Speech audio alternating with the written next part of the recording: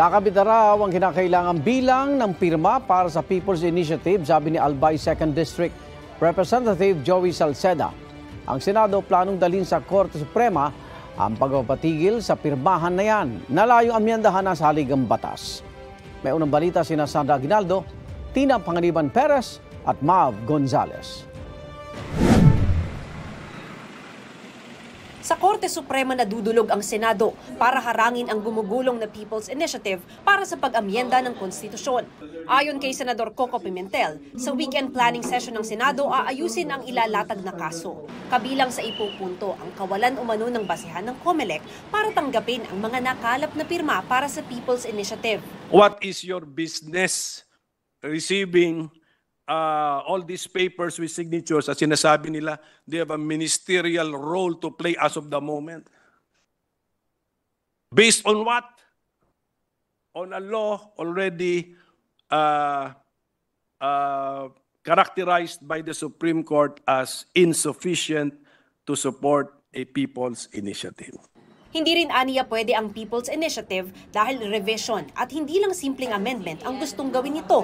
Kabilang ang panukalang gawing joint voting ang pagbabago sa konstitusyon. Yung basic structure ng legislative branch ang binabago or kinukontra. Your experience in law and being a bar top-notcher will help us, and we'll be finding this together. Suspendido na rin ang pagdinig ng Senado sa resolution of both Houses 6 o RBH 6 na layong amyendahan ang economic provisions ng konstitusyon dahil tuloy pa rin naman daw ang People's Initiative. At sa gitna raw ng mga ulat ng mga kongresista ang nasa likod nito, tanong nila, bakit dalawang paraan ng charter change ang pinapagulong? Habang hindi sinasangtabi itong People's Initiative, talagang ang mga nasa likod nito ay mga politiko talaga.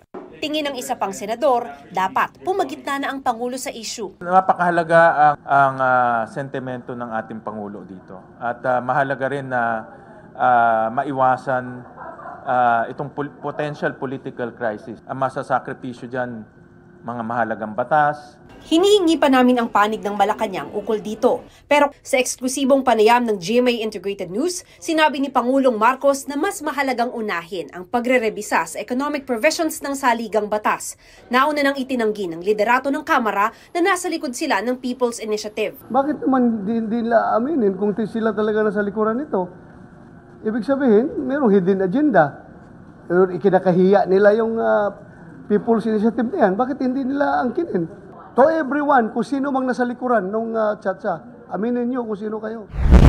Sa panig ng Kamara ang nagbigay ng update tungkol sa pag-usad ng People's Initiative, si Albay 2nd District Representative Joey Salceda. Anya nakuha na raw nila ang kinakailangang 12% na pirma ng registered voters nationwide at 3% kada legislative district. We have already reached the mandate of the people. Hindi niya nilinaw kung bakit alam niya ang impormasyon ang tanungin namin. At hindi rin malinaw kung sinong nila ang kanyang tinutukoy, lalo't dati nang dumidistansya ang mga kongresista sa pangangalap ng mga lagda. Pero may sagot siya sa akusasyong bilihan ng pirma. Ang dali naman magbintang Di ba? Sa tingin ko, hindi ang Pilipino, hindi naman ganun kababaw para basta nalang pipirma. Tugon naman ni Salceda sa pinirmahang manifesto ng lahat ng senador para tutulan ang People's Initiative. Sa tao naman tayo makinig, hindi sa 24 tao. Ang issue ngayon, ano ba yung maganda para sa kinabukasan ng Pilipinas? Pero sir, yung PI daw hindi naman People's Initiative but Politicians Initiative. Mandali naman po talagang mag-name calling, di ba?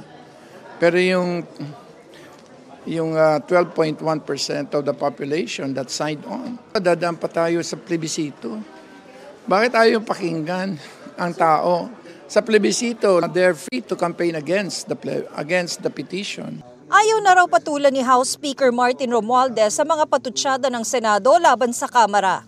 Petty differences set aside. Foul words or unnecessary invectives, yung hindi magandang salita, they have no place here. Hindi natin pinapatulan yan. What we do, we try to look at the good in everything that everyone does, even the Senate. So if they're doing something positive and good, we embrace it. If they say or do something that is not necessarily to our liking, we respect their freedom and their right to express as such. Hindi ko sila papatulan. Sa isang media forum, sinabi ng grupong Pirma o People's Initiative for Modernization and Reform na di pa nila nakukuha ang mahigit 8 milyong pirma para makamit ang rekisitong 12% ng mga registered voters sa buong bansa at 3% sa bawat congressional district. Pero tiwala silang makukuha nila ito sa loob lang ng ilang buwan. So far, we have gathered about 30% of 8 million. So that's about 2.5 million signatures already. Palagay ko po, within the next 2 to 3 months, kuha na namin. Taliwas ito sa sinasabi ni Congressman Joey Salceda na nakuha na ang kinakailangang bilang ng mga lagda. Sabi ng pirma, hindi nila kasama ang mga kongresista sa signature drive.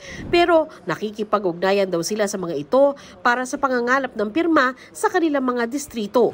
Ang mga nakalap na lagda, sinusumite at tinatanggap na sa COMELEC local offices. Nasa higit sa kalahati na ng 254 congressional districts ang nabigyan na nila ng certification matapos magsumite ng pirma. Nasa mahigit 1,000 naman ng 1,634 cities and municipalities ng Pilipinas ang nagsumite na ng pirma at nabigyan ng certification. Pero puna ng ilang grupo, bakit daw ito ginagawa ng COMELEC gayong wala pa namang naihahaing petisyon sa kanila para sa People's Initiative? Sabi ni Garcia, maiging questionin ito sa Korte Suprema para mabigyang linaw ang mga alituntuning nakasaad sa batas at sa COMELEC guidelines. Napakaganda po yung kung talaga maki-question nila para magkaroon ng precedent para sa mga susunod mag-guide po tayo. Basta ang trabaho lang po ng COMELEC, hindi po kami hihinto hanggat hindi po kami pinapahinto sapagkat tali po kami doon sa patakaran. Kung meron biglang mag-ano sa kanilang guidelines or meron mag-question doon sa People's Initiative na ginagawa ng pirma, we are there to confront these legal challenges. Ayon sa COMELEC, mahaba-haba pa ang prosesong pagdaraanan ng signature campaign para sa charter change bago ito umabot sa plebisito. Ayon sa COMELEC, limitado na ang panahon para sa buong proseso ng People's Initiative, pati na yung pagsasalang ng amendment sa plebisito. Basta po, November, December, we cannot do the plebiscite. The entire year of 2025, we cannot do the plebiscite.